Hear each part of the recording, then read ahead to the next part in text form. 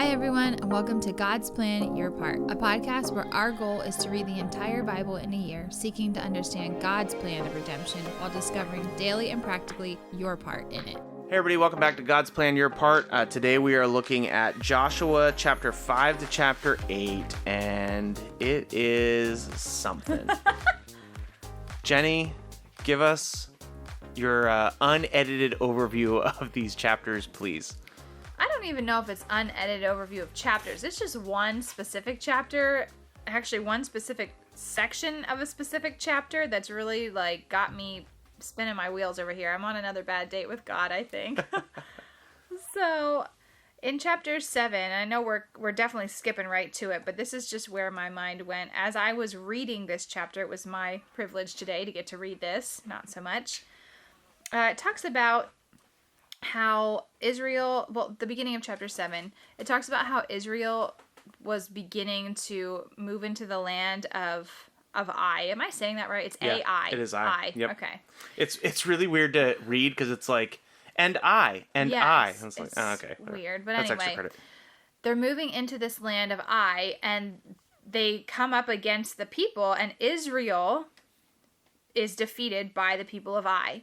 And it's confusing to everybody because they're like, wait, God is on our side. We literally just talked to the, what do they call that? The angel of heaven's armies. What was that? Yeah, the captain of the Lord's armies. Okay, so they're literally talking to him, and they know that the Lord is on their side. This should not even be an issue. And they're defeated. So they come back, and Joshua is like, something's not right. Somebody has done something that they shouldn't have. And when they were in Jericho, correct? Mm-hmm. That was where all this stuff came from. People were not supposed to take anything. Everything was meant to be destroyed. And someone had taken plunder, Achan. Whatever, yes. Achan, yeah. From the city, which in turn prevented the Israelites from being successful and victorious in the land of I. So, what bothered me the most was that after Joshua realized this, they decided, well, we have to find who this is because we need to destroy whatever was taken. And whoever that person is, once we find them, will be killed.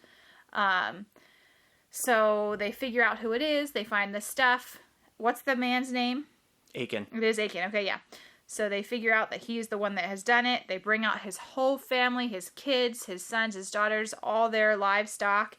And they stone them and they burn them to death. And to me, that was just oh. They actually, they weren't trying to continue to be sneaky about it. They came forward and were like, well, it's us. We're the ones that did it. And to me, it was just, it was hard to read that they're being upfront and honest now, but are still punished to death. Even the family members, which was oh man, that just seems hard to swallow. And I just did not like that. I actually wrote in my Bible, I circled part of the passage and I wrote, nope. Just because it doesn't sit well. It doesn't sit well. Jenny's just openly rejecting the Bible now. Not rejecting it. It just doesn't sit well. All right. So there's a lot to digest in these passages.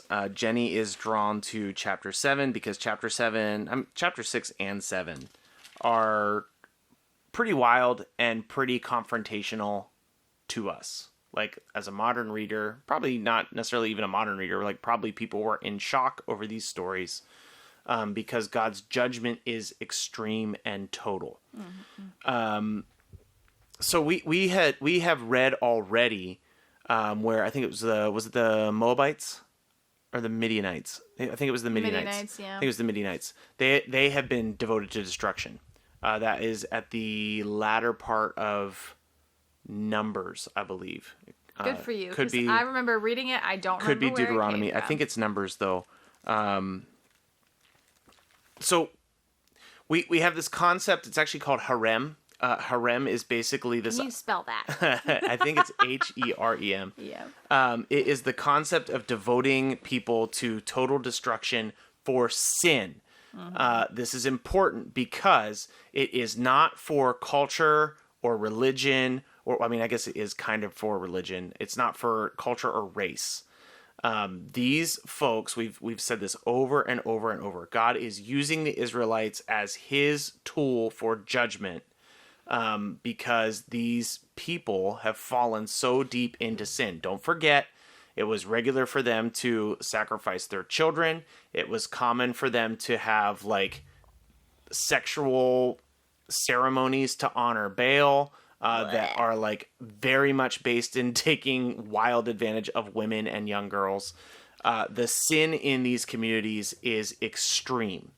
And so God has devoted these communities to destruction, one, to judge them for their sin, and two, to ensure that their sin does not ensnare the Israelites. We do know that that doesn't work because they don't listen. And so when God devotes cities to destruction, there's no wiggle room. Like, it's not like, well, you know, if they seem nice, it's fine. That is still how God functions today. I know that our modern ears probably don't love that. I know. I wrote down on my paper, you know, that like Wendy's. Was it Wendy's where they say, "Where's the beef?" Yeah. I literally was thinking, like, where's the grace? I just don't feel it. Yeah. Like, who is this God? He doesn't seem gracious to me at all. So that part of God has not changed. When you are against God, you are under judgment. That judgment deserves death. I don't care if you think that sounds mean. So why couldn't they have made sacrifices then? Like, why couldn't they, like, take some kind of offering that would have, like, given them forgiveness for the sins that they had done? Because you're not saved by your offerings either. You're saved by faith in God. Right, but how many laws have we heard of before where it's like, if you commit this sin, then make sure you give this offering, and if you have an unright heart with your neighbor, yada yada yada, do this. You don't think Achan was part of those ceremonies? Why do this? So I'm saying, why couldn't he just use it for this instance? It's because his faith and trust was not in God, and those things had been committed to destruction, and by hiding them in his tent, he put his family in extreme danger of being committed to destruction. And to talk about the family part, if you've ever gone camping, which this isn't exactly like camping, but if I hid large amounts of silver and gold under the floor of the tent, you'd be like, hey, what's this giant lump under the tent? Like, the family knew what was going on, and they hid it, and they lied about it. Like, to some degree. Obviously, in the text, they end up admitting it, but, like, time has passed to where they're not telling people about what's going on. So they are committed to destruction. This is gonna cause your mind to work a little bit, because we actually still believe that when you are against God, you deserve destruction. People hear that. They hate that. That's how it is. That's why I just don't understand why they couldn't have made some kind of sacrifice on behalf of their... Like, if Jesus is the ultimate sacrifice for my sin later, why can I just... I think what is happening is, like, your natural compassion is coming out. You're assuming that they would have even been interested in doing that. That must be the case. The very nature of the judgment is that they are past that point. Their hearts have been hardened. They've been handed over to destruction. See, like, I feel like they would have not been as willing then to even admit it. Like, correct. I feel like they would have been going out swinging. Yeah, I think they do go out swinging, but actually. It said that they confessed that they did it. Oh, you're talking because he said, Achan. I coveted it. You're talking Achan. And I took it. Darn it. Again, another necessary point is this is a communal culture, and the sins of the one, like, affect the many. There's this concept of clean and unclean. That is why when you're unclean, you can't be in the camp, because your uncleanness affects the cleanness of the people around you. Because God lives in the midst of the people, he can't have unclean people in his midst. There's all kinds of things they can do to be clean. But when they bring these things that have been devoted to destruction into their community, they're bringing the unclean into the clean. And because of that, it has to be utterly destroyed. So Achan would have heard many times, don't take this stuff. If you do, you'll be destroyed. So I know that it seems harsh, but it is actually God's doing exactly what God said he would do. And Achan's dumb for not obeying. And I think, and even more so, it was even hard for me to think about the family being literally burned alive as well. That just sounds like weird stuff you find on Netflix. Now, this actually complicates it even further. Jenny's eyes are drawn to chapter 7. My eyes are actually drawn to chapter 6. Because in chapter 6, so in chapter 7, you have a family that is devoted to destruction. In chapter 6, you have an entire family from Jericho that is committed to life. Mm-hmm. Like, Rahab is a prostitute. Everything about her would be against God, except for the fact that she comes to faith in God. She says, hey, I will serve you. I will follow you. Please save my family. And, like, Just like one simple act of disobedience can bring destruction, Interesting. one single act of obedience can bring life and peace. You know what's crazy? So I just it like stuck out at me, and as I was reading this. So you're talking about how everything was meant for destruction. In chapter 6, verse 17, or is that 18? Nope, it's 17. It says, "Only Rahab the prostitute and all who are in her family and her house shall live, because she hid the messengers whom we sent." So she is also hiding something. So think about these two chapters. In chapter 6, you have Rahab, a prostitute from Jericho who is a Canaanite, who hid Israelites in faith to God. Right. In chapter 7, you have Achan, an Israelite who hides things that had been devoted to destruction in disobedience to God. So you have an Israelite being condemned before God and a Canaanite being forgiven before God. So I know that our modern minds have like a really hard time with this. I to be honest, it's probably obvious. I don't have a hard time with this anymore because I'm like, yeah, the Israelite guy disobeyed God. He was destroyed. The Canaanite woman obeyed God and she was given life. That's actually, to me, crazier. Because if you want to paint this picture that God is like this horrible monster, why did he spare Rahab? Yeah. Because ultimately what God wants is people to obey him and worship him. That's not any different than today. You've been asking the whole time, like, well, what about Jesus? That's how Jesus works. And sometimes we're not very honest about some of the crazy things we believe. We believe if you are against God, you will be devoted to destruction, just like Achan. Well, I think it's interesting, too. We were talking earlier about living under different covenants as well.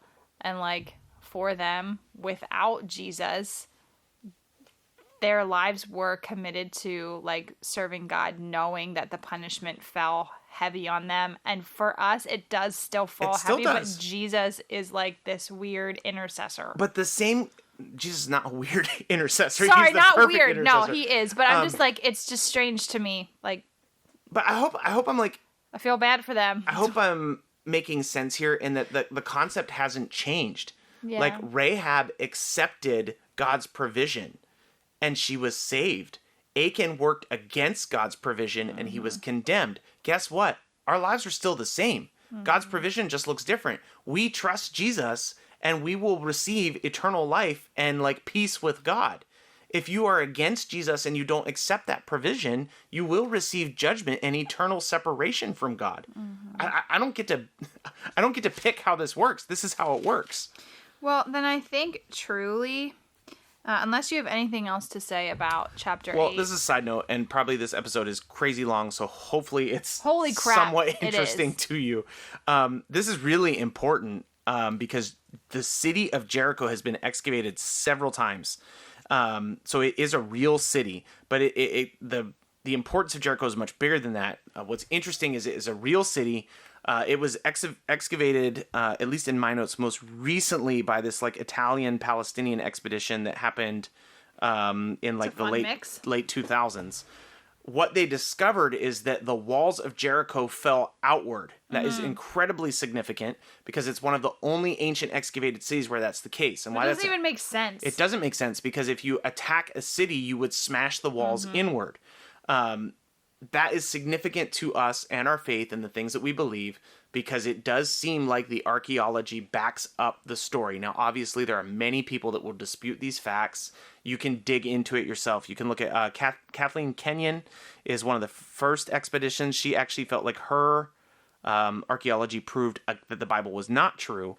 And then there are some folks that re-looked at her work and then looked at this Italian-Palestinian work and thought that it proved the Bible is true. So obviously there's debate there. You can look into that for yourself. You should look into that for yourself. I find it to be very faith affirming. So that's all. I wanted to call that out, but we can keep moving. Well, I was just going to say, if there's nothing else that we want to like tap into today, I think your part for today, and I think you can probably add to this a little bit, Ryan, is the idea of, yes, we're under a new covenant of Jesus, but we were talking earlier just about how we don't want to cheapen grace. Like, we don't want to just assume that, well, Jesus died, so, you know, I can just continue on with whatever I'm doing, pretend that I'm doing XYZ on Sunday mornings or doing my devotions and then just completely falling away into whatever sin type of thing that's holding you down. yeah. Probably a possibly unpopular opinion that I have today. Oh boy. Is that one of the reasons we react so much against Achan's sin is that the idea that God might treat us the same way feels really unfair and is very scary. It's like, well, but if I mess up, what's going to happen to me? It's like, yeah, like God's righteous. You should not be thinking that way. Like that is probably how Achan was thinking. Like, it's just, it's just a little gold, it's just a little silver. I mean, he said it was devoted to destruction, but he didn't mean this. And, like, we are so accustomed to cheap grace. If you want a lot of extra credit, you can read Dietrich Bonhoeffer's The Cost of Discipleship. He develops this idea of cheap grace. And it's basically like we just take advantage of grace over and over and over and go, yeah, but grace, yeah, but grace, yeah, but grace. And then all of a sudden we're doing all kinds of wild stuff in the name of grace. Paul actually says, shall we continue in sin that grace may abound? God forbid. Like, that's insane. And I think that we need to recalibrate our minds a little bit to be a lot less comfortable with a little bit of sin. Because it's our modern mind that's comfortable with a little bit of sin that reads Achan and thinks, oh my word. But I think the ancient readers would have read this and thought, oh my word, why would he do that? But we read it and we're like, oh my word, how could God do that? So it's really interesting. That makes it sound like we are like terrible, super sketchy, scandalous people. It's because we are at times. Like our view of God is so low, I think. It can be. I mean, we can fall into that. I have fallen into that many times. Please don't. Well, and also, like, hearing myself, too, like, I would be a much more perfectionist-minded person, and that makes me automatically think I have to strive for that. We are saved by grace because we believe in Jesus. But the way that we live our lives post-believing in Jesus should be marked by the fact that we're honoring God with every decision that we make. So we should be far less comfortable with these, like, little sin mentality that is not good for us. I think that grows with like wisdom and knowledge as well, because I feel like things that bother me now, like stupid choices I would make, are just like, no, why would I even think that, whereas it wouldn't have bothered me, I don't know, 5 or 6 years ago. It's also really interesting, and I hope I drew this out for you. Oftentimes we're drawn to the mean stories of God, and we miss the incredibly gracious stories of God. So you read about Achan and you're like horrified, and you don't even realize that you just skipped over Rahab completely. So Rahab's simple act of obedience like saved her life and her entire family's life. It's that communal mindset. A simple act of obedience in accepting Jesus Christ as your sacrifice on your life saves you. And do we hear anything about her later? Yeah, Rahab is actually in the lineage of Jesus. This is, well, I'm glad you brought that up. In Matthew 1, I'm really glad you brought that up because I wouldn't want to forget that. Matthew 1, verse 5. Basically, Matthew 1 is the genealogy of Jesus. It says, Salmon was the father of Boaz by Rahab, and Boaz the father of Obed by Ruth, Obed the father of Jesse, Jesse the father of David.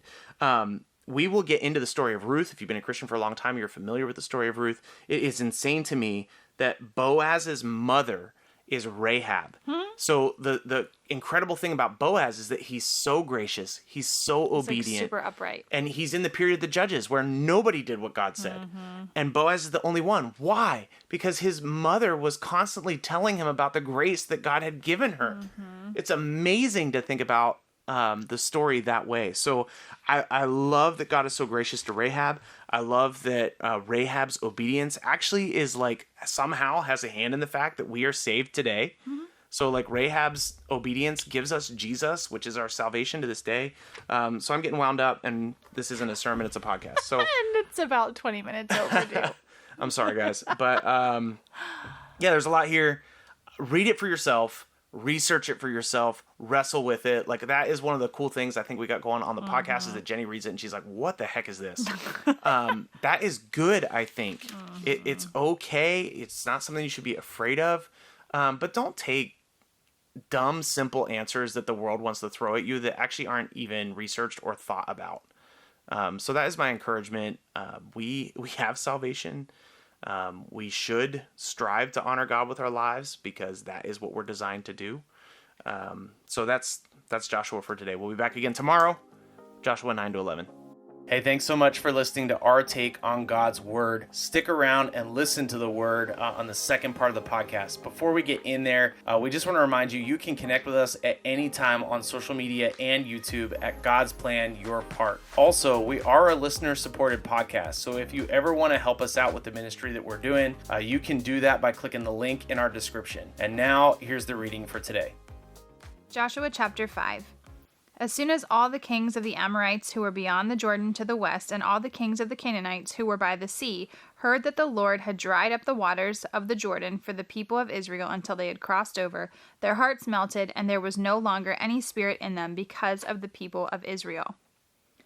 At that time, the Lord said to Joshua, "Make flint knives and circumcise the sons of Israel a second time." So Joshua made flint knives and circumcised the sons of Israel at Gilbath-Haraloth. And this is the reason why Joshua circumcised them. All the males of the people who came out of Egypt, all the men of war, had died in the wilderness on the way after they had come up out of Egypt. Though all the people who came out had been circumcised, yet all the people who were born on the way in the wilderness after they had come out of Egypt had not been circumcised. For the people of Israel walked 40 years in the wilderness, until all the nation, the men of war who came out of Egypt, perished because they did not obey the voice of the Lord. The Lord swore to them that he would not let them see the land that the Lord had sworn to their fathers to give to us, a land flowing with milk and honey. So it was their children, whom he raised up in their place, that Joshua circumcised, for they were uncircumcised because they had not been circumcised on the way. When the circumcising of the whole nation was finished, they remained in their places in the camp until they were healed. And the Lord said to Joshua, "Today I have rolled away the reproach of Egypt from you." And so the name that place is called Gilgal to this day. While the people of Israel were encamped at Gilgal, they kept the Passover on the 14th day of the month in the evening on the plains of Jericho. And the day after the Passover, on that very day, they ate the produce of the land, unleavened cakes, and parched grain. And the manna ceased the day after they ate of the produce of the land. And there was no longer manna for the people of Israel, but they ate the fruit of the land of Canaan that year. When Joshua was by Jericho, he lifted up his eyes and looked, and behold, a man was standing before him with his drawn sword in his hand. And Joshua went to him and said to him, "Are you for us, or for our adversaries?" And he said, "No, but I am the commander of the army of the Lord. Now I have come." And Joshua fell on his face to the earth and worshipped, and said to him, "What does my Lord say to his servant?" And the commander of the Lord's armies said to Joshua, "Take off your sandals from your feet, for the place you are standing is holy." And Joshua did so. Now Jericho was shut up inside and outside because of the people of Israel. None went out and none came in. And the Lord said to Joshua, "See, I have given Jericho into your hand, with its king and mighty men of valor. You shall march around the city with all the men of war going around the city once. Thus shall you do for 6 days. 7 priests shall bear 7 trumpets of ram's horns before the ark. On the 7th day you shall march around the city 7 times, and the priests shall blow the trumpets. And when they make a long blast with the ram's horn, when you hear the sound of the trumpet, then all the people shall shout with a great shout, and the wall of the city will fall down flat. And the people shall go up, every one straight out before him." So Joshua the son of Nun called the priests and said to them, "Take up the ark of the covenant, and let 7 priests bear 7 trumpets of ram's horns before the ark of the Lord." And he said to the people, "Go forward, march around the city, and let the armed men pass on before the ark of the Lord." And just as Joshua had commanded the people, the 7 priests bearing the 7 trumpets of ram's horns before the Lord went forward, blowing the trumpets with the ark of the covenant of the Lord following them. The armed men were walking before the priests who were blowing the trumpets, and the rear guard was walking after the ark, while the trumpets blew continually. But Joshua commanded the people, "You shall not shout or make your voice heard, neither shall any word go out of your mouth until the day I tell you to shout. Then you shall shout." So he caused the ark of the Lord to circle the city, going about it once. And they came into the camp and spent the night in the camp. Then Joshua rose early in the morning, and the priests took up the ark of the Lord. And the 7 priests bearing the 7 trumpets of ram's horns before the ark of the Lord walked on, and they blew the trumpets continually. And the armed men were walking before them, and the rear guard was walking after the ark of the Lord, while the trumpets blew continually. And the 2nd day they marched around the city once, and returned into camp. So they did this for 6 days. On the 7th day they rose early, at the dawn of the day, and marched around the city in the same manner 7 times. It was only on that day that they marched around the city 7 times. And at the 7th time, when the priest had blown the trumpets, Joshua said to the people, "Shout, for the Lord has given you this city. And the city of all that is within shall be devoted to the Lord for destruction. Only Rahab the prostitute and all that are in her house shall live, because she hid the messengers whom we sent. But you, keep yourselves from the things devoted to destruction, lest when you have devoted them, you take any of the devoted things and make the camp of Israel a thing for destruction and bring trouble upon it. But all silver and gold and every vessel of bronze and iron are holy to the Lord. They shall go into the treasury of the Lord." So the people shouted, and the trumpets were blown. As soon as the people heard the sound of the trumpet, the people shouted a great shout, and the wall fell down flat. So that the people went up into the city, every man straight before him, and they captured the city. Then they devoted all the city to destruction, both men and women, young and old, oxen, sheep, and donkeys, with the edge of the sword. But to the 2 men who had spied out the land, Joshua said, "Go into the prostitute's house, and bring out from there the woman and all who belong to her, as you swore to her." So the young men who had been spies went in and brought out Rahab, and her father and mother and brothers, and all who belonged to her. And they brought all her relatives and put them outside the camp of Israel. And they burned the city with fire and everything in it. Only the silver and gold and the vessels of bronze and of iron they put into the treasury house of the Lord. But Rahab the prostitute and her father's household and all who belonged to her, Joshua saved alive. And she had lived in Israel to this day, because she hid the messengers whom Joshua sent to spy out Jericho. Joshua laid an oath on them at that time, saying, "Cursed before the Lord be the man who rises up and rebuilds this city Jericho. At the cost of his firstborn shall he lay its foundation, and at the cost of his youngest son shall he set up its gates." So the Lord was with Joshua, and his fame was in all the land. But the people of Israel broke faith in regard to the devoted things, for Achan the son of Carmi, son of Zabdi, son of Zerah, of the tribe of Judah, took some of the devoted things. And the anger of the Lord burned against the people of Israel.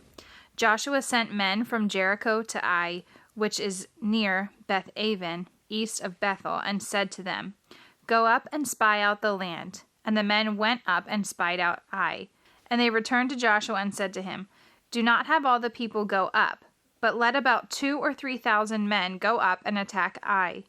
Do not make a whole people toil up there, for they are few." So about 3,000 men went up there from the people, and they fled before the men of Ai. And the men of Ai killed about 36 of their men, and chased them before the gate as far as Cherubim, and struck them at the descent. And the hearts of the people melted, and became as water. Then Joshua tore his clothes, and fell to the earth on his face before the ark of the Lord until the evening, he and the elders of Israel. And they put dust on their heads. And Joshua said, "Alas, O Lord God, why have you brought this people over the Jordan at all, to give us into the hands of the Amorites, to destroy us? Would that we had been content to dwell beyond the Jordan. O Lord, what can I say, when Israel has turned their backs before their enemies? For the Canaanites and all the inhabitants of the land will hear of it, and will surround us and cut off our name from the earth. And what will you do for your great name?"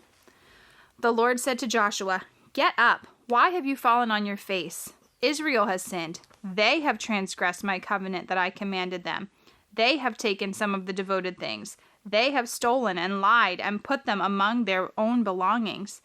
Therefore the people of Israel cannot stand before their enemies. They turn their backs before their enemies because they have become devoted for destruction. I will be with you no more unless you destroy the devoted things from among you. Get up, consecrate the people, and say, 'Consecrate yourselves for tomorrow, for thus says the Lord God of Israel. There are devoted things in your midst, O Israel. You cannot stand before your enemies until you have taken away the devoted things from among you. In the morning, therefore, you shall be brought near by your tribes. And the tribe that the Lord takes by lot shall come near by clans. And the clan that the Lord takes shall come near by households. And the household that the Lord takes shall come near by man. And he who is taken with the devoted things shall be burned with fire, he and all that he has, because he has transgressed the covenant of the Lord, and because he has done an outrageous thing in Israel." So Joshua rose in the morning and brought Israel near tribe by tribe, and the tribe of Judah was taken. And he brought near the clans of Judah, and the clan of the Zerahites was taken. And he brought near the clan of the Zerahites man by man, and Zabdi was taken. And he brought near his household man by man. And Achan, the son of Carmi, son of Zabdi, son of Zerah, of the tribe of Judah, was taken. Then Joshua said to Achan, My son, give glory to the Lord God of Israel, and give praise to him, and tell me now what you have done. Do not hide it from me. Then Achan answered Joshua, Truly, I have sinned against the Lord God of Israel, and this is what I did. When I saw among the spoil a beautiful cloak from Shinar, and 200 shekels of silver, and a bar of gold weighing 50 shekels, then I coveted them and took them. And see, they are hidden in the earth inside my tent with the silver underneath. So Joshua sent messengers, and they ran to the tent, and behold, it was hidden in his tent with the silver underneath. And they took them out of the tent, and brought them to Joshua, and to all the people of Israel. And they laid them down before the Lord. And Joshua and all Israel with him took Achan the son of Zerah, and the silver, and the cloak, and the bar of gold, and his sons and daughters, and his oxen and donkeys and sheep, and his tent, and all that he had. And they brought them up to the valley of Achor. And Joshua said, Why did you bring trouble on us? The Lord brings trouble on you today. And all Israel stoned him with stones. They burned them with fire, and stoned them with stones. And they raised over him a great heap of stones that remains to this day. Then the Lord turned from his burning anger. Therefore, to this day, the name of that place is called the Valley of Achor. And the Lord said to Joshua, Do not fear, and do not be dismayed. Take all the fighting men with you, and arise and go up to Ai. See, I have given into your hand the king of Ai, and his people, his city, and his land. And you shall do to Ai and its king as you did to Jericho and its king. Only its spoil and its livestock you shall take as plunder for yourselves. Lay an ambush against the city behind it. So Joshua and all the fighting men arose to go up to Ai. And Joshua chose 30,000 mighty men of valor and sent them out by night. And he commanded them, Behold, you shall lie in ambush against the city behind it. Do not go very far from the city, but all of you remain ready. And I and all the people who are with me will approach the city. And when they come out against us just as before, we shall flee before them. And they will come out after us until we have drawn them away from the city. For they will say they are fleeing from us just as before. So we will flee from them. Then you shall rise up from the ambush and seize the city. For the Lord your God will give it into your hand. And as soon as you have taken the city, you shall set the city on fire. You shall do according to the word of the Lord. See, I have commanded you. So Joshua sent them out, and they went to the place of ambush and lay between Bethel and Ai, to the west of Ai. But Joshua spent that night among the people. Joshua arose early in the morning and mustered the people and went up, he and the elders of Israel, before the people to Ai. And all the fighting men who were with him went up and drew near to the city and encamped on the north side of Ai, with a ravine between them and Ai. He took about 5,000 men and set them in ambush between Bethel and Ai to the west of the city. So they stationed the forces, the main encampment that was on the north of the city, and its rear guard west of the city. But Joshua spent that night in the valley. And as soon as the king of Ai saw this, he and all his people, the men of the city, hurried and went out early to the appointed place towards Arabah to meet Israel in battle. But he did not know that there was an ambush against him behind the city. And Joshua and all Israel pretended to be beaten before them and fled in the direction of the wilderness. So all the people who were in the city were called together to pursue them. And as they pursued Joshua, they were drawn away from the city. Not a man was left in Ai or Bethel who did not go out after Israel. They left the city open and pursued Israel. Then the Lord said to Joshua, Stretch out the javelin that is in your hand toward Ai, for I will give it into your hand. And Joshua stretched out the javelin that was in his hand toward the city. And the men in the ambush rose quickly out of their place, and as soon as he had stretched out his hand, they ran and entered the city and captured it. And they hurried to set the city on fire. So when the men of Ai looked back, behold, the smoke of the city went up to heaven, and they had no power to flee this way or that, for the people who fled to the wilderness turned back against the pursuers.